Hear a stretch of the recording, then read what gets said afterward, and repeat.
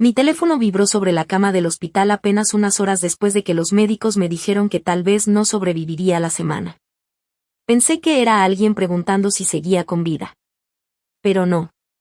Era un mensaje de mi padre. Al menos tu seguro de vida por fin va a pagar. Y luego se rió. No fue una risa nerviosa ni una broma incómoda. Fue una risa fría, real, sin corazón, mientras él descansaba junto a una alberca en Las Vegas, bebiendo cócteles, y yo estaba en terapia intensiva preguntándome si alguna vez volvería a respirar sin máquinas. En ese instante entendí algo que llevaba toda la vida sin querer ver. Nunca fui su hijo. Siempre fui su cartera, su plan de respaldo, su cajero automático humano. Y lo peor de todo, es que todavía esperaban que siguiera pagando por todo. Lo que ocurrió en los días siguientes destruyó a mi familia para siempre, y todo comenzó con ese mensaje que no puedo olvidar. Me llamo Sloan. Tengo 28 años y trabajo como especialista en análisis forense de datos para una importante empresa de ciberseguridad en la costa este. Toda mi carrera se basa en desenterrar verdades ocultas bajo capas de código cifrado. Recupero archivos eliminados, rastreo transacciones financieras ocultas y expongo las mentiras de grandes corporaciones. Es un trabajo que exige lógica fría, paciencia infinita y una obsesión constante por los hechos. La ironía amarga de mi vida es que, aunque soy brillante detectando engaños en una pantalla, pasé toda mi adultez completamente ciego ante las mentiras de las personas que compartían mi sangre. Les permití usarme. Financié sus fantasías. Y tuvo que ser la cercanía de mi propia muerte lo que me obligara a abrir los ojos. Todo se quebró un martes a las 4:12 de la madrugada. Estaba acostado en la unidad de cuidados intensivos de un hospital de la ciudad. El aire era estéril, con un ligero olor a cloro y alcohol, y la temperatura era helada. Sin embargo, mi piel ardía con una fiebre que se sentía como fuego líquido corriendo por mis venas. A mi alrededor, los monitores médicos emitían pitidos en un ritmo caótico, como una advertencia constante de que mi cuerpo estaba perdiendo la batalla. Lo que había comenzado 3 días antes como una neumonía severa se había convertido, de forma rápida y brutal, en sepsis. Mis órganos luchaban por mantenerse en funcionamiento. Cada respiración superficial se sentía como inhalar vidrio triturado, y mis manos temblaban sin control bajo la delgada cobija del hospital. La enfermera Tamsin, una mujer amable de ojos cansados y manos suaves, ajustó el suero en mi brazo lleno de moretones. Sus movimientos eran precisos, pero su silencio resultaba inquietante. En su mirada había una compasión profunda que me aterraba cada vez que me observaba. En terapia intensiva, la familia no solo está para consolar. Es una parte esencial para mantener al paciente aferrado a la vida. Las enfermeras dependen de ellos para hablarle al enfermo, tomarle la mano, mantener su ánimo cuando el cuerpo quiere rendirse. Pero la silla junto a mi cama estaba vacía. El pequeño sofá en la esquina también. Habían pasado casi 48 horas desde que ingresé por urgencias, y estaba completamente solo. Con una mano temblorosa, alcancé mi teléfono sobre la mesa de plástico. Mis dedos se sentían pesados, torpes, como si no fueran míos, mientras desbloqueaba la pantalla. Necesitaba una voz familiar. Necesitaba que mi padre, Orson, me dijera que todo iba a estar bien. Necesitaba que mi madre, Vera, me tomara de la mano y me acomodara el cabello. Incluso un mensaje de mi hermana menor, Blair, habría sido suficiente para darme un poco de estabilidad. Vivían a menos de 3 horas en coche. Una familia normal habría dejado todo, subido al auto y conducido a toda velocidad en cuanto escucharan la palabra sepsis. Abrí mis mensajes esperando ver una avalancha de textos llenos de preocupación, preguntando por el número de habitación, horarios de visita, actualizaciones médicas. Pero no había nada. Ninguna llamada perdida. Ningún buzón de voz. Solo una pantalla vacía mirándome de regreso. Mi corazón empezó a latir con fuerza contra mis costillas, activando una alerta en el monitor. Toqué el contacto de mi padre y llamé. Sonó 2 veces y pasó directo al buzón. Intenté con mi madre. Buzón desde el primer tono. Desesperado por cualquier señal, abrí una red social pensando que tal vez habían publicado algo, que venían en camino, que estaban sin señal. Lo primero que apareció fue una foto. Una imagen nítida, llena de color. Ahí estaba Orson, de pie junto a una alberca azul brillante, iluminada por el sol. Llevaba una camiseta polo blanca impecable y sostenía una copa de martini hacia la cámara. Sonreía sin preocupaciones, relajado, bronceado. Detrás de él, mi madre, Vera, descansaba en una silla de playa con una copa de champaña en la mano, usando unos lentes de diseñador que yo le había regalado la Navidad pasada. La ubicación era clara, un famoso resort y casino de 5 estrellas en Las Vegas. El texto de la publicación decía, viviendo la mejor vida. Nada como una escapada espontánea en familia. La vida es demasiado corta para no disfrutar el lujo. Me quedé mirando la pantalla. La vista se me nubló, no por la fiebre, sino por el peso aplastante de la traición. Estaban en Las Vegas. Mientras yo luchaba por respirar bajo una máscara de oxígeno, peleando contra una infección mortal, ellos brindaban con cócteles carísimos en medio del desierto. Y lo peor, sabía exactamente cómo habían pagado ese viaje. Usaron la tarjeta de crédito de emergencia que les di el año pasado. Esa que era exclusivamente para gastos médicos, reparaciones urgentes o verdaderas crisis. Mis manos temblaban sin control mientras le escribía a Orson. Estoy en terapia intensiva. Mis órganos están fallando. Los doctores dicen que tal vez no pase la noche. ¿Por qué estás en Las Vegas? Vi aparecer los 3 puntos en la pantalla. Estaba escribiendo. Contuve la respiración. Esperé una disculpa, un momento de pánico, la promesa de que tomarían el primer vuelo de regreso para estar conmigo. Llegó la notificación. Abrí el mensaje. Al menos tu seguro de vida por fin va a pagar. 7 palabras. Sin emojis. Sin otro mensaje después. Sin ninguna señal de que fuera una broma cruel o un malentendido.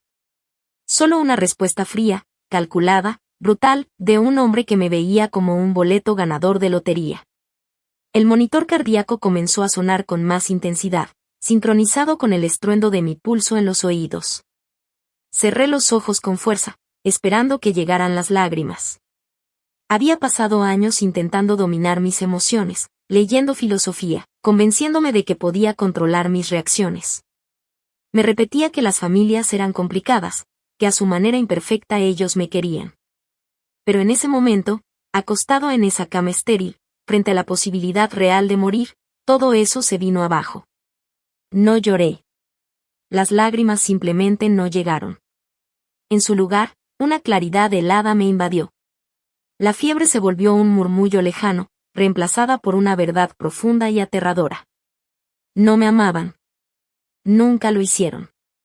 Yo solo era un cajero automático que a veces respiraba y hablaba. Y ahora que el sistema estaba fallando, ya estaban calculando cuánto valía en partes. Ese mensaje rompió las cadenas invisibles de culpa que cargué durante 28 años. Si moría esa noche, no llorarían por mí. Llorarían por el dinero que dejaba de producir. Usarían mi funeral para generar lástima, y luego cobrar el seguro para financiar más viajes, más lujos, más mentiras. Pero aún no estaba muerto. El fuego en mis venas dejó de ser solo infección y se convirtió en algo más, en rabia pura, limpia, incontrolable. Y en ese instante hice una promesa silenciosa. Si lograba sobrevivir, no volverían a ver ni un centavo mío. La red de seguridad desaparecía. Era momento de dejarlos caer. ¿Se darían cuenta antes de tocar el suelo? Ahí, en esa cama de hospital, el silencio de la habitación se convirtió en un espacio inmenso donde comenzaron a aparecer mis recuerdos. Cuando estás al borde de desaparecer, la mente organiza tu vida como un museo ordenado, lleno de arrepentimientos. Y el mío estaba repleto de pruebas de explotación. De niño, siempre fui el hijo invisible. No era el más carismático, ni el más querido, ni el favorito. Ese lugar le pertenecía a Blair. 3 años menor que yo, perfecta ante los ojos de Orson y Vera. La hija dorada que nunca hacía nada mal. A ella le daban todo sin pedirlo, la exentaban de responsabilidades y la elogiaban simplemente por existir. Yo aprendí muy pronto que mi valor dependía de lo útil que fuera. Si arreglaba la computadora familiar, era un buen hijo, por ese día. Si ayudaba a pagar los servicios con mi trabajo de medio tiempo en la tienda del barrio, recibía reconocimiento. Así me enseñaron a creer que el amor era una transacción. Que si daba lo suficiente, si trabajaba lo suficiente, si me esforzaba lo suficiente, algún día me valorarían como valoraban a Blair. Pero ese día nunca llegó. A los 22 años conseguí mi primer gran empleo en la industria tecnológica. Mi salario inicial superaba por mucho lo que mi padre ganaba en todo un año. Y ahí fue cuando la manipulación dejó de ser sutil, y se convirtió en un sistema. Un robo perfectamente estructurado. Si tuviera que mostrar el primer caso en este museo de errores, empezaría con el auto de lujo. Hace 2 años, Orson dijo que su viejo sedán estaba fallando. Que necesitaba urgentemente un vehículo confiable para ir al trabajo. Me sentó en la mesa de la cocina, suspiró, se llevó las manos a la cabeza y pasó casi una hora hablándome de lo difícil que era, a su edad, preocuparse por quedarse varado en la carretera bajo la lluvia. Nunca pidió el dinero directamente. Era demasiado orgulloso, y demasiado calculador para hacerlo. Solo construyó una historia lo suficientemente triste como para que la culpa me consumiera. No pude dormir esa noche. Y terminé firmando como aval, y configurando pagos automáticos desde mi cuenta para un SUV completamente equipado. $40,000. Pagué un vehículo de $40,000 para que mi padre pudiera aparentar riqueza frente a sus amigos del golf, proyectando una imagen de éxito. Mientras yo tomaba el metro lleno cada mañana para ahorrar en estacionamiento. El siguiente recuerdo en ese museo es la ilusión de la influence. Blair decidió que sería creadora de contenido y figura de redes sociales. Se negaba rotundamente a tener un trabajo convencional. Decía que una oficina apagaría su creatividad y dañaría su salud mental. Pero el lujo cuesta. Cuando hizo un escándalo porque su pequeño departamento no era lo suficientemente bonito para grabar, Vera me llamó llorando de forma desesperada. Me dijo que Blair estaba deprimida, que sentía que estaba fracasando en sus sueños, y que, como hermana mayor y exitosa, era mi deber apoyarla. Cedí. Siempre cedía. Durante 3 años, pagué $2,500 mensuales para cubrir la renta de su departamento en una torre de lujo en el centro. Yo financié el fondo perfecto para la vida falsa que mostraba en Internet. Nunca me dio las gracias. Simplemente asumía que era su derecho vivir así, a costa mía. Y luego está el tercer caso, la emergencia médica que nunca existió. El año pasado, Vera me llamó completamente alterada. Decía que necesitaba un procedimiento urgente que su seguro no cubría. No daba detalles claros, solo lloraba suavemente, hablando de dolor constante y del miedo por su salud a largo plazo. Aterrorizado ante la idea de perderla, transferí $15,000 a su cuenta sin pedir una sola prueba médica. 2 semanas después, pedí unos días en el trabajo y fui a verla, esperando encontrarla recuperándose en cama. Pero no.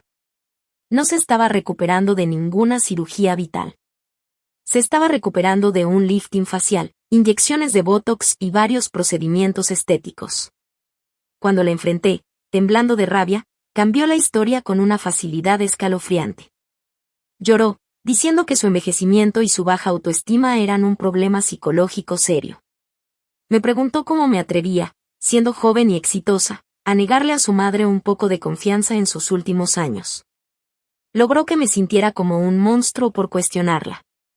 Ahí, en la cama del hospital, miraba fijamente las placas del techo, siguiendo sus patrones con la mirada. La verdad era brutal, pero ignorarla casi me había costado la vida. Yo había financiado sus ilusiones. Los había protegido de las consecuencias de su pereza, de su vanidad, de su irresponsabilidad financiera. Pensé que estaba siendo un buen hijo. Pensé que poco a poco estaba ganando un lugar en la familia. Pero nunca fui parte de esa mesa. Yo solo era quien pagaba la cuenta. El mensaje de Orson seguía brillando en la pantalla. Al menos tu seguro de vida por fin va a pagar. Respiré hondo, con dificultad. Mi pecho vibraba por el líquido acumulado, pero mi mente estaba más clara y fría que en años. Ellos estaban en Las Vegas, pidiendo servicio a la habitación, ordenando bebidas caras junto a la alberca, riendo bajo luces de neón, completamente seguros de que mi dinero seguiría llegando como siempre.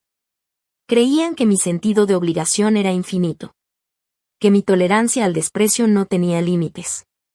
Estaba a punto de enseñarles una lección que nunca olvidarían. La rabia dentro de mí ya no era un fuego descontrolado. Se había convertido en algo sólido, preciso, como un diamante. Ya no quería disculpas. No quería su amor falso.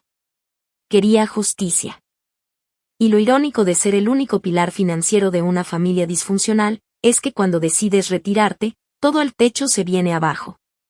Extendí la mano y presioné el botón para llamar a la enfermera. Tamsin entró unos segundos después, con preocupación en el rostro. Le pedí que levantara un poco la cama. Mi voz apenas era un susurro áspero. También le pedí un cargador para el teléfono. Tenía algo urgente que hacer. Dudó al ver mis signos vitales en el monitor. Me dijo que debía descansar, que mi presión estaba inestable, que necesitaba conservar energía. Esbocé una sonrisa breve, sin emoción. Le dije que estaba a punto de bajar mi presión de forma permanente, que solo necesitaba eliminar algo tóxico primero. Cuando la batería de mi teléfono marcó 15% y el cargador quedó conectado, empecé. No sentí tristeza. No sentí duda. Solo esa concentración fría y meticulosa que siempre uso cuando rastreo amenazas ocultas en un sistema. Había llegado el momento de desmantelar, pieza por pieza, el imperio que construí para ellos. Mi familia había sido como un virus parasitario en mi vida, drenando mis recursos, frenando mi avance y contaminando mi paz mental. Era momento de hacer un reinicio total. Abrí mi aplicación bancaria principal. La luz azul de la pantalla iluminó la habitación fría y silenciosa del hospital. Lo primero en la lista fue la tarjeta de crédito de emergencia. La misma que en ese momento estaba guardada en la cartera de Orson o en el bolso de diseñador de Blair, allá en Las Vegas. Entré a la sección de administración de tarjetas. Mi dedo se quedó suspendido un instante sobre la pantalla. Una voz lejana, el eco de mi antigua culpa, intentó detenerme, recordándome que eran mi familia, que después de esto no habría vuelta atrás. Volví a mirar el mensaje de mi padre. Ese comentario sobre el seguro de vida. La traición absoluta. Presioné la opción de reportar tarjeta perdida o robada. Apareció una ventana preguntando si quería congelarla temporalmente o cancelarla por completo y emitir una nueva. Elegí cancelar definitivamente. Con un solo toque, el flujo de dinero hacia Las Vegas quedó cortado. Después fui por las transferencias automáticas de la hipoteca de Orson y Vera. Cada primero de mes, sin falta, una suma considerable salía de mi cuenta para mantenerles un techo, porque ellos nunca supieron administrar su propio dinero. Entré a los pagos programados, y los eliminé. Hice lo mismo con el préstamo del SUV de lujo de Orson. Cancelé el pago automático de la renta del departamento de Blair. Recorrí uno por uno los servicios, luz, teléfono, plataformas de streaming, todo. Cada cordón financiero que los mantenía conectados a mí fue cortado sin dudar. El silencio en la habitación solo se rompía con el pitido constante del monitor y el suave sonido de mis dedos sobre la pantalla. Cada toque era como recuperar una parte de mí mismo, como si mis pulmones, a pesar del dolor, lograran tomar aire por primera vez en mucho tiempo. Pero aún no terminaba. Faltaba lo más importante. Miré la hora. Eran poco después de las 6 de la mañana en la costa este. Mi asesora financiera, Blit, siempre estaba despierta a esa hora. Vivía prácticamente pegada a su escritorio, analizando mercados desde temprano. Marqué su número directo. Contestó al segundo tono. Se sorprendió al escucharme. Sabía que estaba hospitalizado. Me preguntó qué hacía llamando en ese estado, dijo que mi voz sonaba terrible. Le expliqué, con dificultad, que tenía neumonía y sepsis, pero que mi mente estaba completamente clara. Le dije que necesitaba hacer cambios urgentes en todas mis cuentas, de inmediato. Me preguntó qué tipo de cambios. Le dije que eliminara a Orson, Vera y Blair como beneficiarios de absolutamente todo. Mi seguro de vida. Mis inversiones. Mi fondo de retiro. Todo. Quería que sus nombres desaparecieran.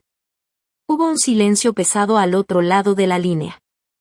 Me advirtió que era una modificación enorme, que normalmente requería firma presencial o un proceso largo de verificación. Me preguntó si estaba seguro. Le dije que nunca había estado más seguro de nada en mi vida. Le conté que estaban en Las Vegas, gastando mi dinero mientras yo luchaba por vivir. Le dije lo del mensaje de mi padre, lo que había escrito sobre el seguro. No iba a permitir que se beneficiaran de mi muerte. Necesitaba que todo quedara hecho ese mismo día. Escuché su respiración cambiar. Su tono dejó de ser cauteloso y se volvió firme, casi protector. Me dijo que entendía. Que no hacía falta explicar más. Enviaría los documentos digitales de inmediato a través del sistema seguro. Solo tendría que firmar y validar mi identidad.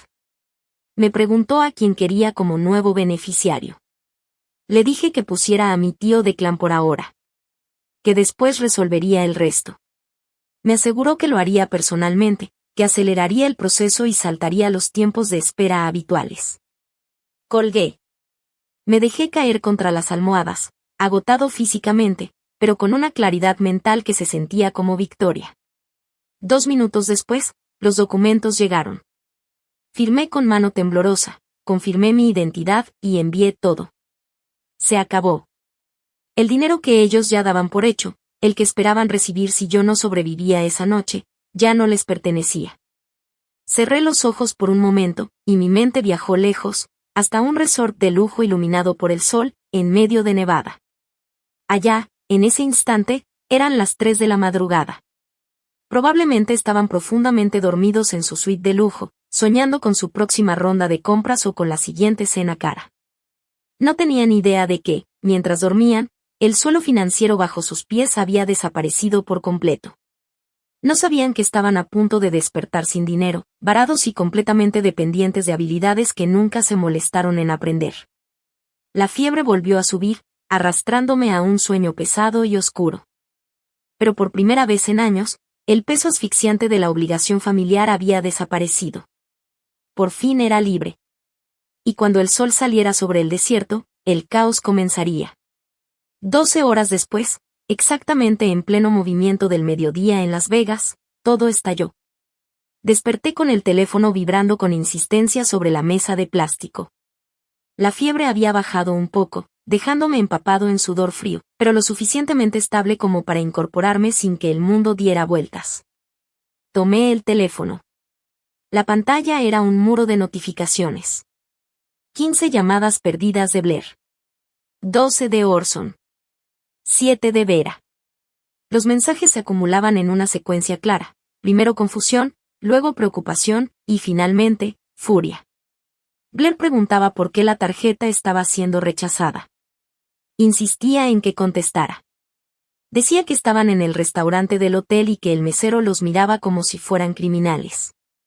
Olson exigía que arreglara la tarjeta de inmediato. Decía que era humillante. Vera, con tono suplicante, asumía que era un problema de seguridad por estar fuera del estado. Decía que no podían pagar nada y que la situación se estaba volviendo incómoda. Observé todo en silencio. Una sonrisa leve, fría, apenas tocó mis labios resecos. Me acomodé contra las almohadas, tomé un pequeño sorbo de agua helada para aliviar la garganta, y esperé. No respondí. Los dejé sentirlo. 2 minutos después, el teléfono volvió a vibrar. Era Blair. Esta vez contesté. Su voz estalló de inmediato, aguda, desesperada, llenando el silencio de la habitación. Me reclamó por no contestar, me exigió que llamara al banco, que arreglara todo. Dijo que estaban en el lobby, que la tarjeta había sido rechazada cuando intentaban pagar un reloj costoso, que había sido humillante. La dejé hablar. Cuando finalmente respondí, mi voz era plana, sin emoción, como si leyera un guión. Le dije que no podía arreglarlo. Su tono cambió de inmediato, entre incredulidad y molestia, insistió en que solo debía autorizar la transacción, que no era gran cosa. Entonces se lo dije. La tarjeta no estaba bloqueada. Estaba cancelada. Para siempre. La cuenta ya no existía. El silencio al otro lado fue absoluto. Se escuchaban de fondo las máquinas del casino, el murmullo lejano de la gente. Blair apenas pudo reaccionar. Su voz, por primera vez, perdió toda arrogancia. Preguntó por qué. Le respondí con calma que era mi dinero, y que ya no iba a financiar sus vacaciones de lujo mientras yo luchaba por mi vida en terapia intensiva. Antes de que pudiera decir algo más, escuché movimiento, un forcejeo, y luego la voz de Orson tomó el control. Intentó imponer autoridad, como siempre. Dijo que no entendía qué clase de berrinche estaba haciendo desde el hospital, que estaba avergonzando a la familia, que encendiera la tarjeta de inmediato. Respiré hondo. Mis pulmones dolían, pero el aire se sentía distinto, más limpio. Le dije que no podía hacerlo. Que la cuenta ya no existía. Su tono se volvió más agresivo. Exigió respeto. Ordenó que llamara al banco. Entonces lo interrumpí. Le pregunté qué pasaría si no lo hacía. Si iba a desear que muriera más rápido. El silencio fue inmediato. Sabía exactamente a qué me refería. Le recordé su mensaje. Ese en el que se reía del seguro de vida. Luego le di la noticia. Había cambiado a los beneficiarios esa misma mañana. Si moría, no recibirían nada. Si sobrevivía, tampoco. Estaban completamente solos. Les deseé buena suerte intentando regresar por su cuenta, y colgué. Activé el modo de no molestar y me recosté, cerrando los ojos, imaginando con total claridad la escena que debía estar desarrollándose en ese lujoso lobby del casino. Podía ver a Blair, vestida con ropa de diseñador que nunca pagó, tratando de explicarle a su prometido, Ice, por qué la fuente interminable de dinero se había secado de un momento a otro.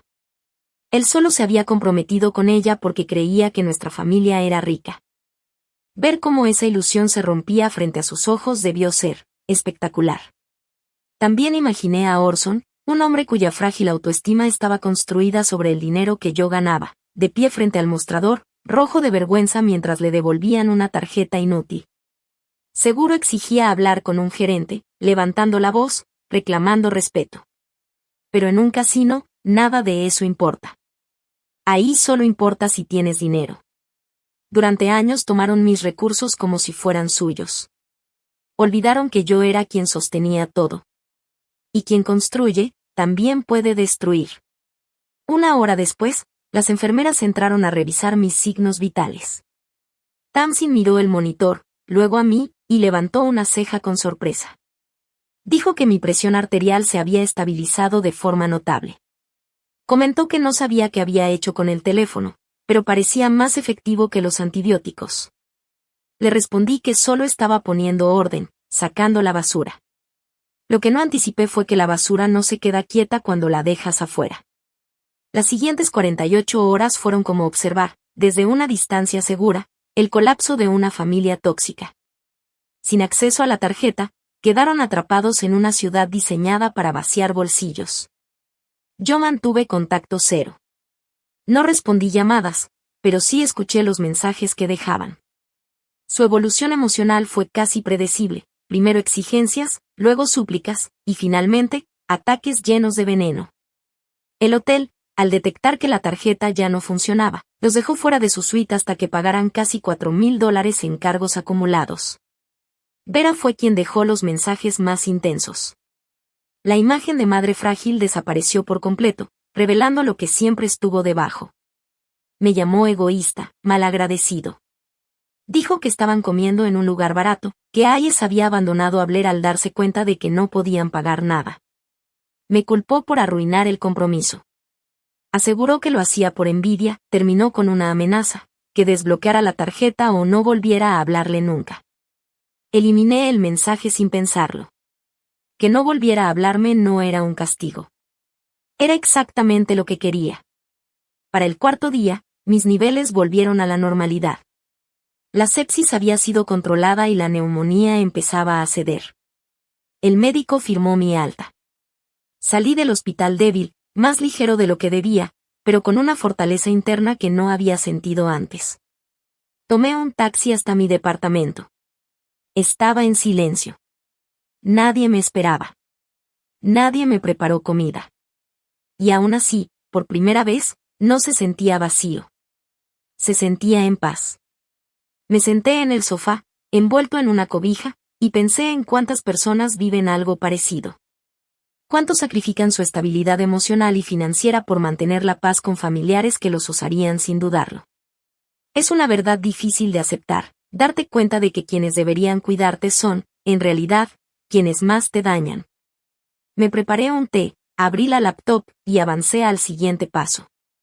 Entré al portal de la compañía de servicios de la casa de Orson y Vera. La cuenta estaba a mi nombre.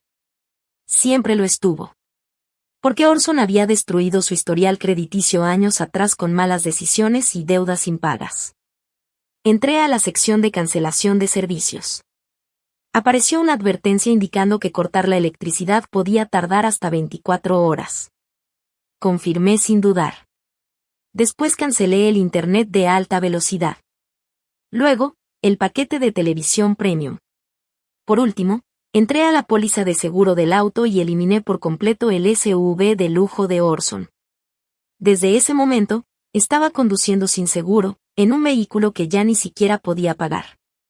Estaba desmantelando, pieza por pieza, la vida de apariencias que habían construido. Querían vivir como si fueran de clase alta. Era momento de que vieran cómo funciona el castillo cuando el que financia todo desaparece. Esa misma noche recibí un mensaje de mi tío Declan. Era el hermano menor de Orson. Un hombre práctico, trabajador, que siempre mantuvo distancia del drama familiar. Fue el único que alguna vez me trató como persona, y no como una fuente de dinero. Me dijo que había escuchado lo que pasó en Las Vegas. Que Orson lo llamó para pedirle un préstamo para regresar a casa. Que le contó que yo había perdido la razón y los había dejado sin nada. Le respondí con la verdad. Le dije que estaba en terapia intensiva con sepsis. Que sabían que podía morir. Y aún así decidieron irse a un casino. Que mi padre incluso me escribió deseando que el seguro de vida pagara. Su respuesta fue inmediata. Se disculpó conmigo. Dijo que había hecho lo correcto al cortar todo.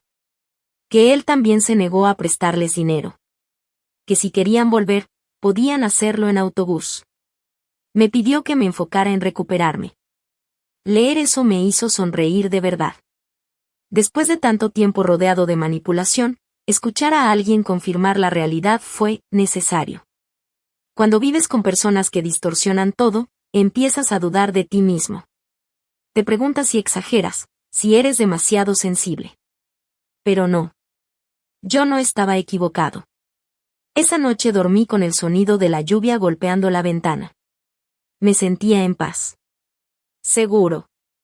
Mientras tanto, en algún motel barato a las afueras de Las Vegas, mi familia empezaba a entender algo que nunca había sido real para ellos. Que la arrogancia es un lujo que solo pueden permitirse quienes realmente son independientes. El fin de semana pasó en silencio. Mi cuerpo empezó a recuperarse poco a poco.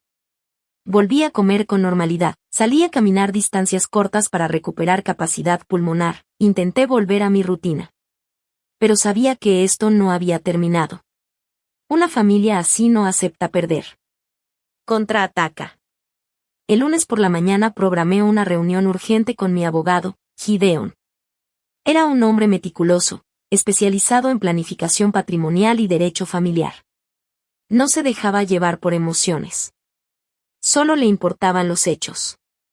Exactamente lo que necesitaba. Me senté frente a él y le entregué una carpeta con documentos.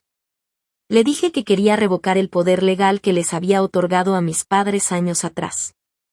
También quería reestructurar todo mi patrimonio. Ellos debían quedar completamente fuera de cualquier derecho futuro. Revisó todo con cuidado. Me explicó que la revocación requería notificación legal formal. Le dije que lo hiciera. Que enviara todo por correo certificado, con confirmación de entrega. Quería dejar un rastro claro, imposible de negar. Me preguntó si era un conflicto familiar. Le respondí que no. Que era una extracción financiera. Y que la mina estaba cerrada para siempre. No hizo más preguntas. Solo comenzó a trabajar. Al salir de su oficina, sentí que otra carga desaparecía. Legalmente, ya no podían tocar nada. No podían tomar decisiones por mí. No podían alegar ignorancia.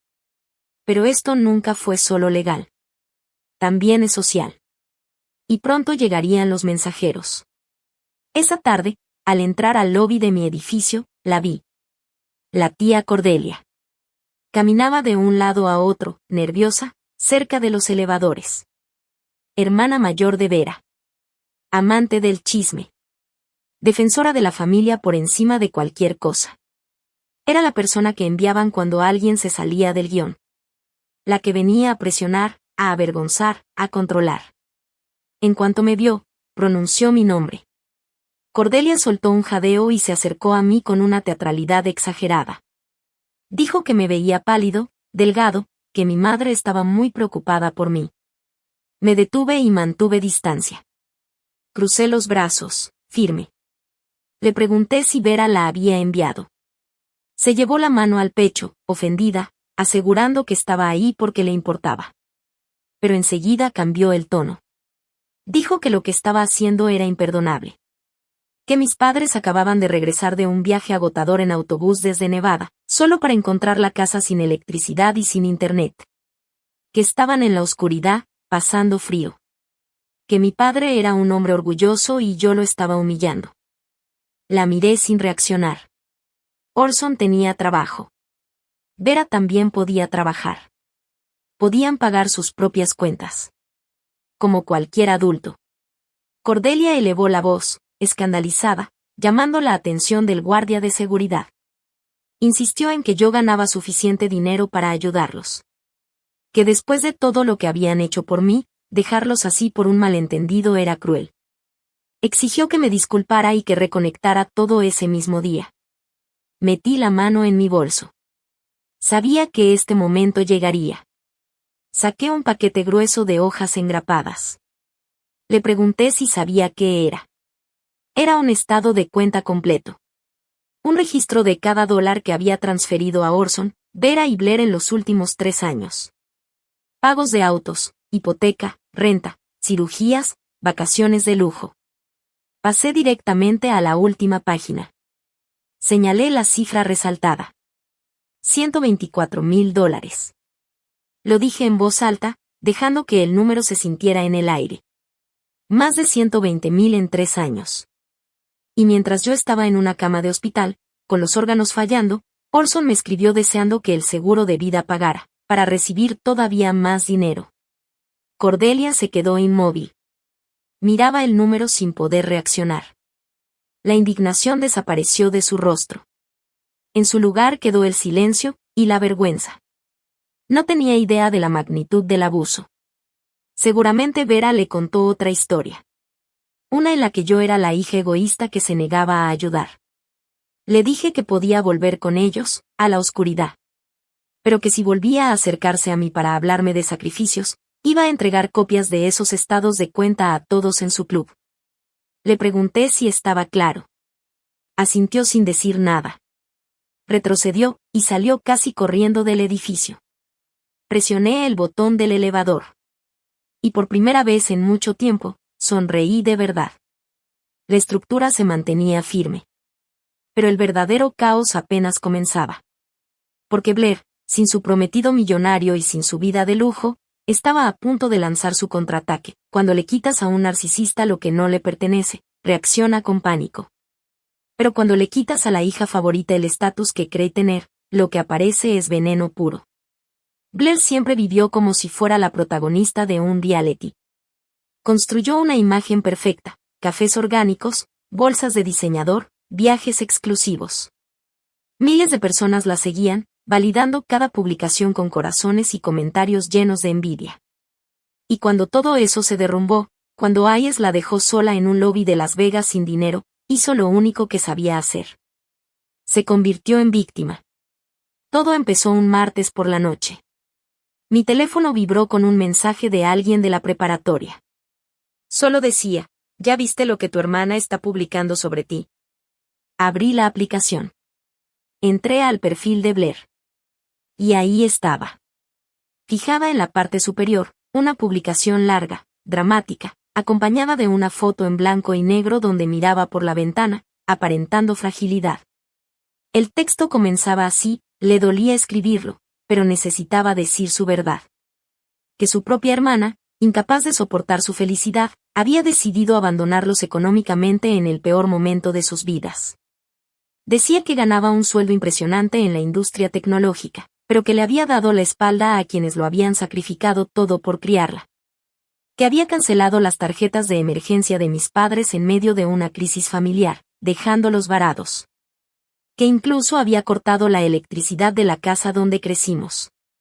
Según ella, el dinero cambia a las personas, las vuelve frías, crueles, irreconocibles. Terminaba pidiendo oraciones por su familia, para poder sobrevivir a esa traición. Debajo, había un enlace a una campaña de donaciones con un título cuidadosamente elegido para provocar lástima. Leí todo 3 veces. El descaro era impresionante. Había tomado la verdad, y la había volteado por completo. Los abusivos ahora eran víctimas, y yo, la villana. En cuestión de horas, la publicación se llenó de comentarios. Personas que no sabían nada de mi vida me llamaban monstruo, sociópata, hija desagradecida. Algunos incluso decían que esperaban que mi empresa viera todo y me despidiera. La multitud digital ya estaba formada. Y Blair la dirigía con precisión. Por un instante, sentí ese viejo nudo en el pecho.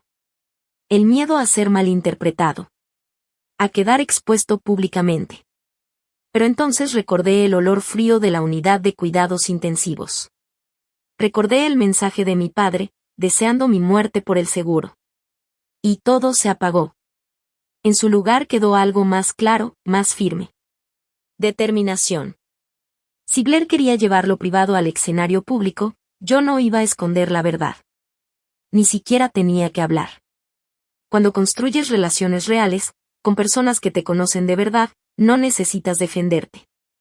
Ellos lo hacen por ti. El primero en responder fue Declan. No era un hombre de sutilezas. Debajo de la publicación escribió, sin rodeos, que Blair estaba mintiendo. Que yo estaba en terapia intensiva luchando por mi vida mientras ellos se iban a Las Vegas a gastar dinero. Que mi padre incluso había escrito deseando que muriera para cobrar el seguro. Le dijo que dejara de mendigar en internet y consiguiera un trabajo. El ambiente cambió de inmediato. Pero el golpe final vino después. Una colega de mi empresa, Maya, que me había visitado en el hospital, subió una captura de pantalla. Era una foto que Orson había publicado. Él y Vera, junto a una alberca en Las Vegas, con bebidas en la mano, celebrando. La hora era clara. Mientras yo estaba hospitalizado. Maya solo agregó una frase breve, señalando lo evidente. Y eso fue suficiente. La reacción fue inmediata. Las mismas personas que antes mostraban apoyo comenzaron a cuestionarlo todo. Señalaron la campaña como un fraude. Exigieron que borrara la publicación. Empezaron a burlarse de la imagen falsa que había construido. Internet hizo lo que mejor sabe hacer, cambiar de lado y arrasar. Blair intentó borrar comentarios, pero no podía seguir el ritmo. En menos de una hora, cerró su perfil y eliminó la campaña. Esa noche, Declan volvió a escribirme. Me dijo que Hayes había visto todo. Que finalmente entendió que el dinero nunca fue de ella. Y que había cancelado el compromiso. Blair estaba perdiendo el control en casa de mis padres. Apagué el teléfono. Preparé té. Y me quedé mirando las luces de la ciudad desde la ventana. La hija favorita había volado demasiado alto. Y sus alas, ya no existían. Pero esto no había terminado. Ahora había humillación pública, además del desastre financiero. Y cuando alguien está acorralado, no actúa con lógica.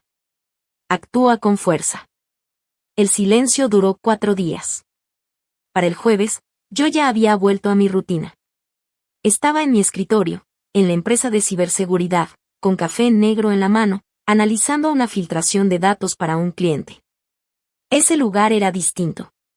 Ordenado. Preciso. Sin espacio para emociones. Era mi refugio. A las 11:15 de la mañana, sonó el teléfono de mi escritorio. Era Marcus, el guardia de seguridad. Su voz era seria, tensa.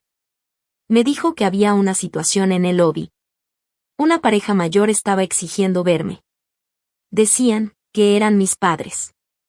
Le dije a Marcus que para visitas personales se necesitaba cita, pero que el hombre estaba volviéndose agresivo y se negaba a salir. Sentí como el estómago se me hundía. Habían llevado el caos hasta mi trabajo. Orson y Vera querían forzar una escena frente a todos, apostando a que yo me sentiría avergonzado y cedería solo para que se fueran. No entendían en quién me había convertido. Le pedí a Marcus que no los dejara pasar. Que iba para allá. Me levanté, acomodé mi saco y caminé hacia el elevador. No sentía miedo. Era como entrar a un terreno que ya conocía. Cuando las puertas se abrieron, la voz de Orson resonaba en todo el lobby. Exigía que me llamaran de inmediato. Tenía el rostro rojo, tenso, con un traje que intentaba proyectar autoridad, pero solo dejaba ver desesperación. Vera estaba a su lado, aferrada a su bolso, mirando alrededor para ver quién observaba. Decía que era mi padre, que nadie podía impedirle ver a su hija. Marcus se mantenía firme, pidiéndole que bajara la voz. Entonces hablé. Dije su nombre. Ambos se voltearon. El rostro de Vera cambió de inmediato.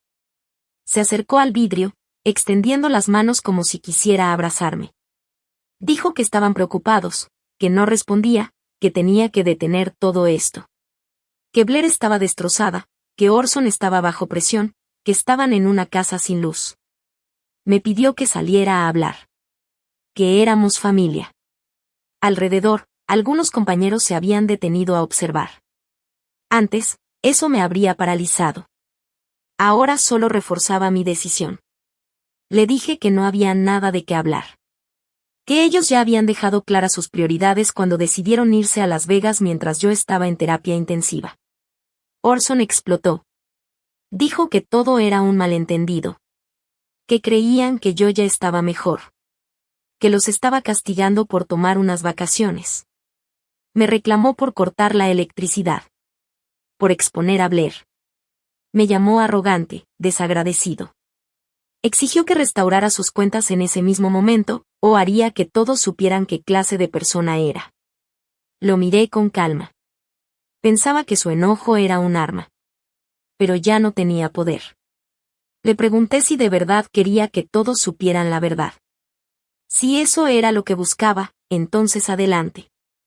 Giré un poco hacia Marcus y hacia quienes observaban. Hablé con claridad. Durante 3 años había pagado su hipoteca, sus autos, la renta de Blair. Más de $120,000. 2 semanas antes, casi muero por sepsis. Ellos usaron mi tarjeta de emergencia para irse a un casino. Y cuando pregunté por qué no estaban conmigo, mi propio padre me escribió deseando que el seguro de vida pagara. El silencio cayó de golpe. Pesado. Innegable, alguien cerca soltó un suspiro ahogado. Marcus ya no los miraba con neutralidad, sino con desprecio. El rostro de Vera perdió todo color. Las lágrimas desaparecieron. Quedó el miedo. Orson intentó hablar, pero no encontró palabras. La verdad, dicha sin emoción, lo dejó sin nada. Le dije que ya no era su banco. Que para mí eran desconocidos. Y que si volvían a presentarse ahí, los denunciaría por invasión y acoso. Luego miré a Marcus. Le pedí que lo sacara. Que si no se iban en 10 segundos, llamara a la policía. Marcus asintió. Avanzó un paso.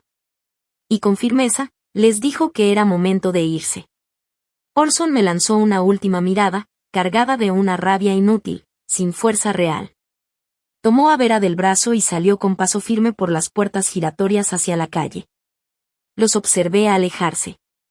Cada vez más pequeños, hasta desaparecer entre la gente. Respiré hondo, asentí hacia Marcus y regresé al elevador. El intento de confrontación había fracasado. Pero lo que venía para ellos era mucho más grande y definitivo. Cuando dejas de pagar una hipoteca que nunca te correspondió legalmente, los bancos no dudan. Actúan rápido. Sin compasión. Habían pasado 4 semanas desde que corté todo. 4 semanas en las que las cuentas se acumularon sobre la mesa de la cocina de la casa donde crecí. Sin mi dinero, no tenía nada que lo sostuviera.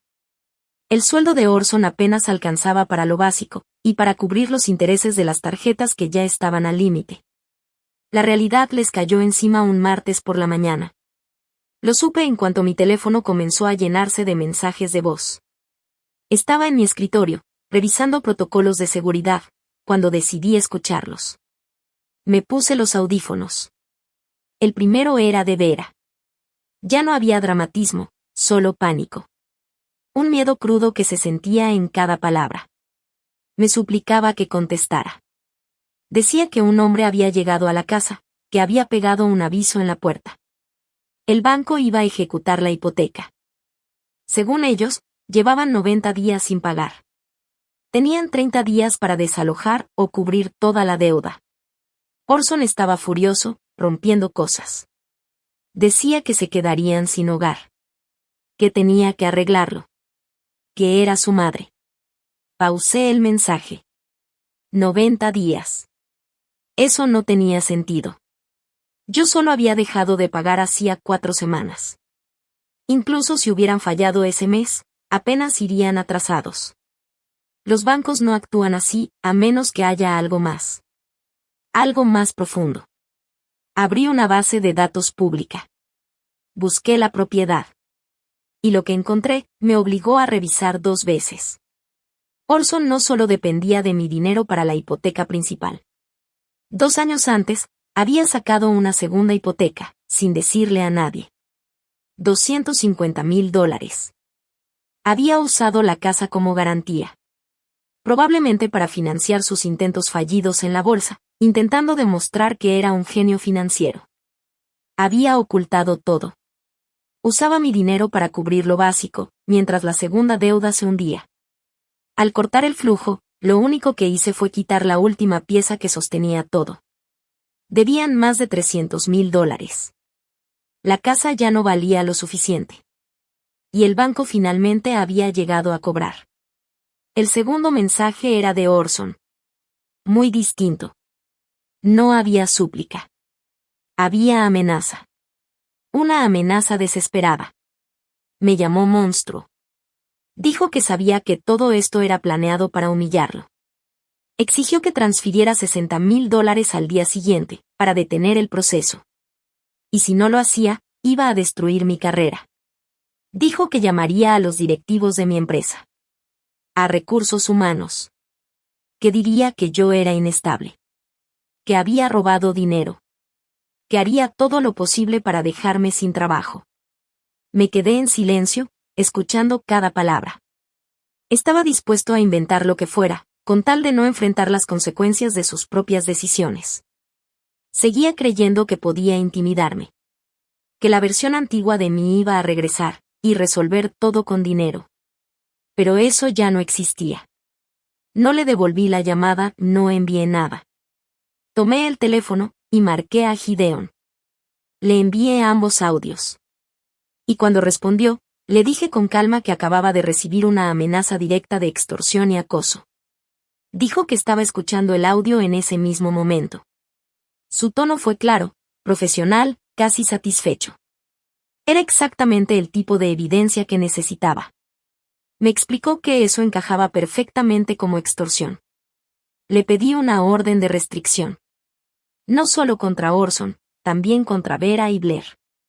Quería que quedaran legalmente impedidos de contactarme, de acercarse a mi casa, a mi trabajo, a cualquier parte de mi vida. Necesitaba una barrera total. Gideon respondió que, con el historial documentado, el incidente en mi oficina y la amenaza directa, podía solicitar una orden temporal de emergencia al día siguiente. Después vendría la audiencia para una orden permanente. Me preguntó si estaba listo para verlos en la corte. Le dije que sí. Que esto terminaba ahí. Pensaron que podían usar mi carrera como presión. Pero en realidad, me habían dado exactamente lo que necesitaba para cerrar esa puerta para siempre. La ejecución de la casa era inevitable. La casa que valoraban más que a mí, ya estaba perdida. El edificio del tribunal era imponente. Altos techos, mármol frío, un lugar diseñado para recordarte el peso de la ley. Entré con un traje azul oscuro, bien ajustado. Me sentía tranquilo. Enfocado. Lejos de todo lo que había sido. Gideon caminaba a mi lado, llevando un portafolio lleno de documentos. Ahí estaba toda la historia. Todo lo que habían hecho. Tomé asiento. Al otro lado estaban ellos. Orson, Vera y Blair. Habían preparado su imagen. Ropa discreta, actitudes contenidas, intentando parecer una familia respetable, incomprendida. Vera con un suéter sencillo, el cabello recogido, sosteniendo un pañuelo. Orson con un traje desgastado, aparentando cansancio. Blair con la mirada baja, fingiendo inocencia. Era una actuación bien ensayada. Pero en ese lugar, las actuaciones no importaban. Solo importaban las pruebas. La jueza entró. Una mujer seria, firme. Revisó el expediente y anunció el caso. Le dio la palabra al abogado de Orson. Su discurso fue predecible. Habló de una familia unida pasando por dificultades. Dijo que yo estaba bajo estrés, que había tenido un colapso emocional en el hospital, y que ahora reaccionaba exageradamente. Insinuó que todo era un malentendido. Que una orden de restricción destruiría el vínculo familiar. No reaccioné. Solo observé a Gideon ponerse de pie. Abrió su portafolio, y comenzó. No habló de emociones. Habló de hechos. Dijo que no se trataba de una familia confundida. Que era un patrón claro de abuso financiero, manipulación, difamación y extorsión. Presentó los primeros documentos. Mi expediente médico. Pruebas de que estuve en terapia intensiva por sepsis. Después, el mensaje. El mensaje de Orson. Ese donde decía que al menos el seguro de vida finalmente pagaría. La jueza lo leyó. Levantó la mirada. Y fijó los ojos en él. Orson se encogió en su asiento. Gideon continuó. Presentó los registros de seguridad de mi oficina. Declaraciones del personal. Detalles del incidente en el lobby. La confrontación. El acoso frente a mis compañeros. Vera intentó llorar. Quiso provocar compasión. Pero la jueza no reaccionó. Y finalmente, Gideon presentó la última prueba. Reprodujo el audio del mensaje de voz en la sala. La voz de Orson llenó el lugar, clara, agresiva, amenazando con llamar a mi empresa, inventar acusaciones y destruir mi carrera si no le enviaba $60,000. Cuando terminó, el silencio fue absoluto. Todo el discurso que intentaban sostener, se desmoronó en ese instante. La jueza cerró el expediente con un golpe seco. Dijo que había escuchado suficiente. Que la evidencia era contundente. Explicó que amenazar con arruinar la vida profesional de un familiar, usando mentiras para obtener dinero, no era un malentendido. Era acoso. Era extorsión. Luego me miró. Su tono cambió apenas, reconoció que yo había demostrado un riesgo real para mi seguridad emocional y profesional. Y concedió la orden de protección permanente. Después volvió a mirarlos a ellos. Les indicó que debían mantenerse a una distancia mínima de mí, de mi casa y de mi lugar de trabajo. Que no podían contactarme de ninguna forma. Ni directa, ni indirectamente. Ni siquiera podían mencionar mi nombre en redes. Y si rompían esa orden, serían arrestados. Orson respondió con la voz baja. Vera hizo lo mismo. Sin lágrimas. Sin actuación. Solo realidad. Me levanté. Tomé mis cosas. Y caminé hacia la salida. No volteé. No hacía falta. Las cadenas invisibles finalmente se habían roto. Y en su lugar, había algo más fuerte. Una protección real. Las puertas del tribunal se cerraron detrás de mí. Y con eso, ellos quedaron fuera de mi vida. Para siempre. Cuando eliminas de tu vida todo lo que te drena, el espacio que queda no se queda vacío. Se llena. De algo mejor. Al día siguiente desperté sin esa presión constante en el pecho. No había llamadas. No había mensajes. No había ruido. Solo silencio. Un silencio limpio. De esos que te hacen darte cuenta de lo ruidoso que era todo antes. Una semana después, recibí una llamada. Era Marek, director de una empresa de ciberseguridad con la que había trabajado antes. Fue directo. Me dijo que estaban creando una nueva división enfocada en análisis avanzado de datos. Y que necesitaban a alguien que la liderara desde cero.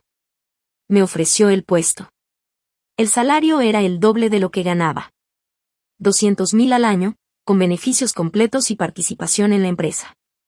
Habían revisado mi trabajo, y querían que yo estuviera al frente. No lo dudé. Acepté. Desde el primer día, todo fue distinto. Una oficina amplia, con vista a la ciudad. Un equipo preparado. Un entorno donde mi trabajo realmente importaba. En una comida de bienvenida, Marek lo dijo sin rodeos. Que lo que hacía era valioso. Que no lo tomaban a la ligera. Por primera vez, me sentía reconocido. Mientras tanto, la situación de mi familia se desmoronaba. No buscaba saber de ellos. Pero Declan, en nuestras reuniones ocasionales, me mantenía al tanto. Me contó que el banco ya había ejecutado la hipoteca. Que los habían desalojado. Que Orson intentó pedirle quedarse en su casa, y él se negó. Ahora vivían en un departamento pequeño, deteriorado, en una zona complicada. Lo escuché sin emoción. Como si hablara de desconocidos. Pero luego dijo algo más. Y su tono dejó claro que aún no era lo peor. Declan siguió hablando con calma, como si estuviera repasando una historia que ya no tenía vuelta atrás. Dijo que Orson había tenido que aceptar un turno nocturno en un almacén, manejando un montacargas, solo para poder pagar la renta. Que Vera publicaba mensajes vagos y tristes en redes, hablando de traiciones y de la sangre que ya no significaba nada, pero nadie reaccionaba. Nadie respondía. Y Blair, sin mi dinero cubriendo sus gastos, terminó durmiendo en el sillón de una amiga. Intentó trabajar en una boutique de lujo, pero renunció al tercer día porque, según ella, estar de pie era demasiado humillante.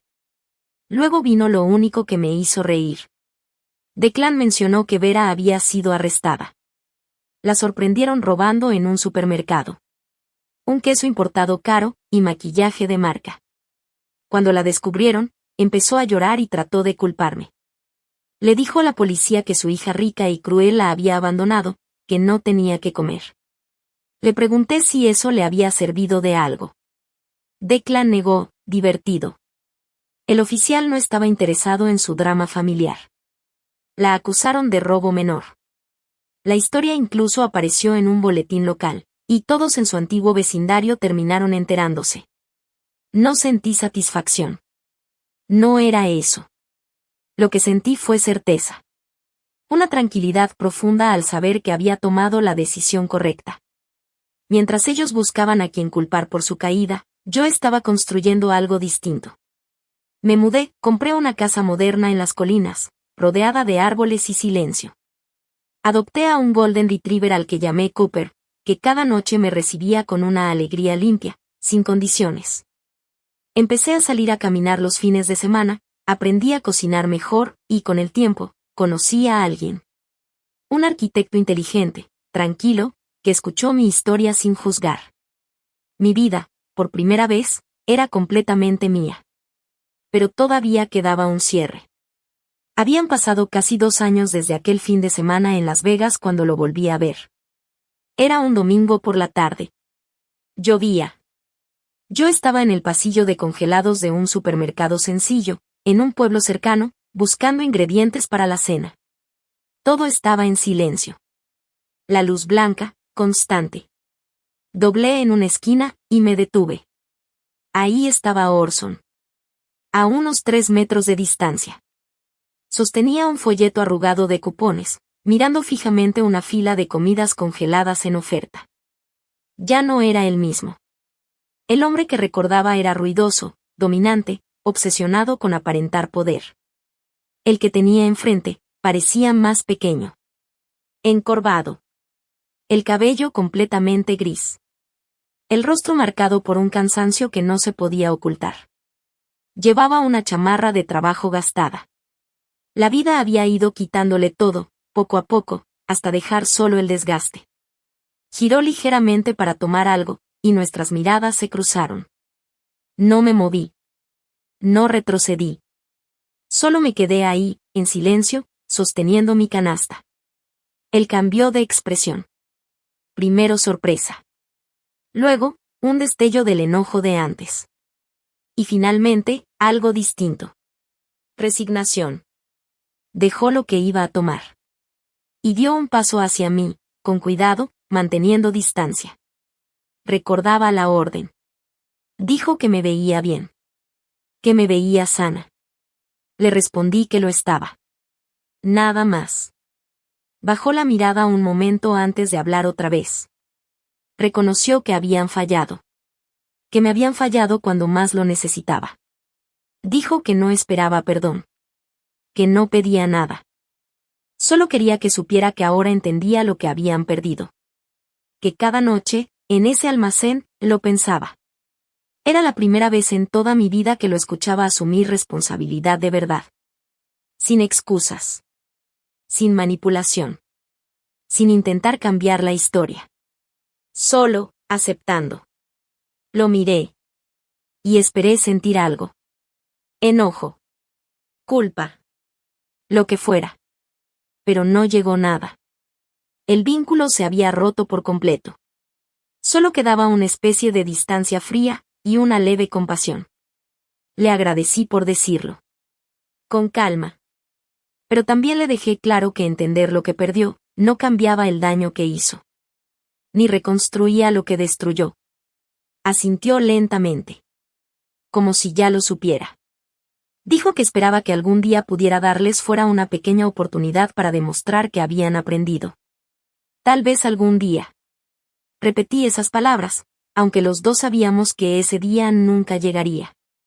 Le dije que ahora mi atención estaba en la familia que estaba construyendo, con personas que realmente se preocupaban por mí. Asentí con educación.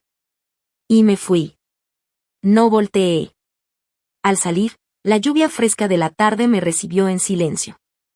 Caminé hacia mi auto con una sensación que no esperaba. Paz. Una paz profunda. Sentí compasión por un hombre que cambió el amor real de su hija por la ilusión de control y dinero, y terminó perdiéndolo todo. Esa noche, me senté en el patio trasero de mi nueva casa. Cooper dormía tranquilo a mis pies. A lo lejos, las luces de la ciudad brillaban suavemente, como un recordatorio silencioso de todo lo que había dejado atrás. Pensé en la persona que fui. En esa chica enferma, asustada, en una cama de hospital, creyendo que su familia llegaría a salvarla. Pensé en ese mensaje. En esas palabras que rompieron todo. Que su seguro de vida al menos serviría de algo. Y recordé el momento exacto en que todo cambió. Cuando, en medio de esa traición, decidí elegirme a mí. La verdad es que la mejor forma de venganza no tiene que ver con hacer daño. No se trata de planear la caída de nadie ni de gritar. La forma más poderosa de cerrar un ciclo es vivir bien. Tan bien, tan en paz, tan plenamente, que tu ausencia se convierte en su pérdida más grande. Ellos pensaron que perderme sería algo temporal. Creyeron que regresaría. Que volvería a buscarlos. Pero no. Perdieron lo mejor que tenían. Y yo, finalmente construí la vida que merecía. Una vida que antes ni siquiera veía, porque estaba demasiado ocupada sosteniéndola de ellos. Y es una decisión que volvería a tomar, una y otra vez. Si alguna vez has tenido que alejarte de personas que te hacían daño para salvar tu futuro, sabes lo que significa. A veces, soltar es la única forma de avanzar. Y elegirte a ti es el acto más valiente de todos.